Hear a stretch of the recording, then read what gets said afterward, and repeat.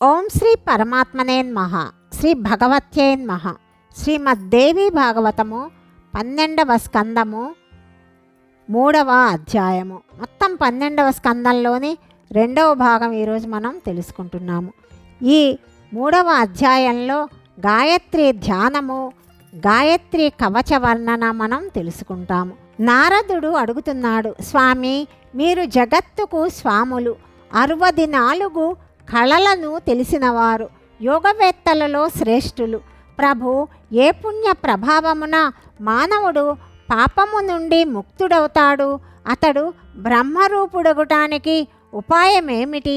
అతని దేహము దేవరూపము, విశేషముగా మంత్రరూపము అవటానికి సాధన ఏముంది? ఇట్టి ప్రశ్న నా మనస్సున ఉదయిస్తున్నది. ఇప్పుడు ఇదంతా నేను వినాలనుకుంటున్నాను. ప్రభు, దీనితో పాటు దీని యొక్క న్యాసమును, విధానమును, ఋషిని, ఛందస్సున కదిదేవతను, ధ్యానమును కూడా విధిగా వర్ణించండి. దానిని వినటానికి నా మనస్సు కుతూహలపడుతున్నది. భగవంతుడగు నారాయణుడు చెప్తున్నాడు, నారద, దీనికి గాయత్రి కవచము అను పేరుగల ఒక అత్యంత గోప్యమైన ఉపాయమున్నది. దీనిని పఠించుట వలన, ధరించుట వలన మానవుడు సకల పాపముల నుండి ముక్తుడవుతాడు. అతని సకల కోరికలు నెరవేరుతాయి. స్వయముగా అతడు దేవీ రూపమును పొందుతాడు. నారద, ఈ గాయత్రి కవచమునకు బ్రహ్మ, విష్ణు, మహేశ్వరులు 3 ఋషులు, రుక్కు, యజురు, సామ, అథర్వములు 4 ఛందస్సులు, పరబ్రహ్మము దేవత. ఈ గాయత్రి పరమ కళలతో సంపన్నమైనదని చెప్పబడుతుంది. భర్గుడు దీనికి బీజము.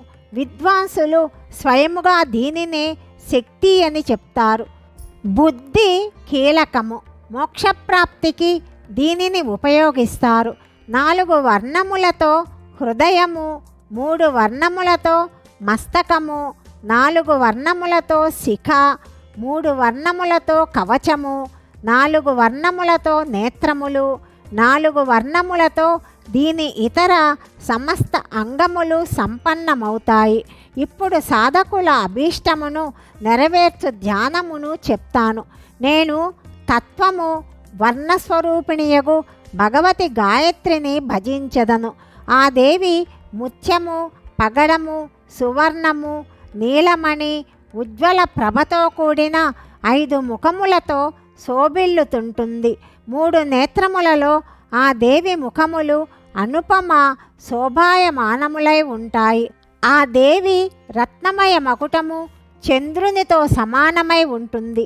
ఆ దేవి తన చేతులలో అభయమును, వరముద్రను, అంకుశమును, పాశమును, శుద్ధమైన కపాలమును, త్రాడును, శంఖమును, చక్రమును, 2 కమలములను ధరిస్తుంది. తూర్పు దిశయందు గాయత్రి నన్ను రక్షించుగాక. దక్షిణ దిశయందు సావిత్రి, పశ్చిమ దిశయందు బ్రహ్మ, సంధ్య, ఉత్తర దిశయందు భగవతి సరస్వతి నన్ను రక్షించెదరుగాక. భగవతి పార్వతి అగ్నికోణముయందు, అగ్ని జలములందు వ్యాపించి ఉన్న దేవి ఆయా దిశలయందు, రాక్షసులకు భయముగొల్పు భగవతి యాతూధాని రాక్షసుల దిశయందు నైరుతి కోణమునందు నా రక్షణ భారమును స్వీకరించుగాక. వాయువునకు ఆనందమును కలిగించు భగవతి పావమాని ద్వారా ఆ దిశ వాయవ్య కోణము. ఆ దిశనందు నన్ను రక్షించుగాక. రుద్రరూపమును ధరించిన భగవతి రుద్రాణి ఈశాన కోణమందుండి నన్ను సంరక్షించుగాక. బ్రహ్మాణి ఉపరితలమున ఉండి నన్ను రక్షించుగాక. వైష్ణవీదేవి నిమ్నతలము నుండి నన్ను చూచుకొనుగాక. ఈ కారణమున భగవతి భువనేశ్వరి 10 దిశల యందుండి నా సంపూర్ణ అంగములను రక్షించుగాక. తత్పదము నా పాదములను, సవిత్ నా తొడలను, వరేణ్యం కటిప్రదేశమును, భర్గ నాభిని, దేవస్య హృదయమును, ధీమహి 2 చెక్కిళ్లను, ధియః నేత్రములను, యః లలాటమును, నః మస్తకమును, ప్రచోదయాత్ పదము నాసికను రక్షించుగాక.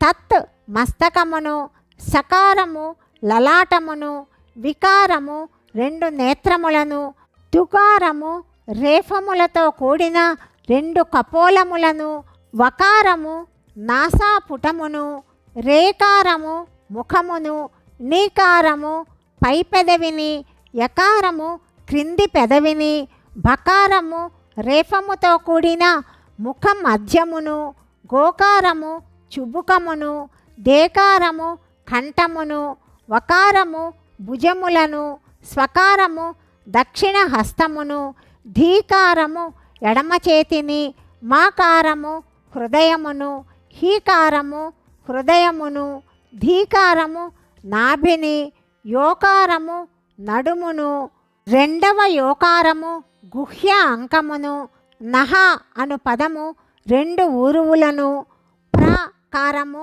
మోకాళ్లను, చోకారము తొడలను, దకారము గుల్బములను, యాకారము 2 పాదముల వైపు, తకారము సకల అంగములను సదా రక్షించుగాక. భగవతి గాయత్రి యొక్క ఈ దివ్య కవచము 100ల కొలది బాధలను దూరము చేస్తుంది. భగవంతుని కృపచేత 64 కళలు ప్రాప్తిస్తాయి. ఇది మోక్షదాయకమవుతుంది.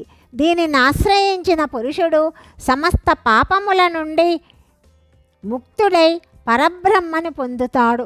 దీనిని చదివిన వారికి లేక వినిన వారికి కూడా 1000 గోదానములు చేసిన ఫలితము లభిస్తుంది అని నారాయణుడు నారదునితో చెప్పాడు. 4, 5 అధ్యాయాల గురించి తదుపరి భాగంలో తెలుసుకుందాం. సర్వం శ్రీకృష్ణార్పణమస్తు.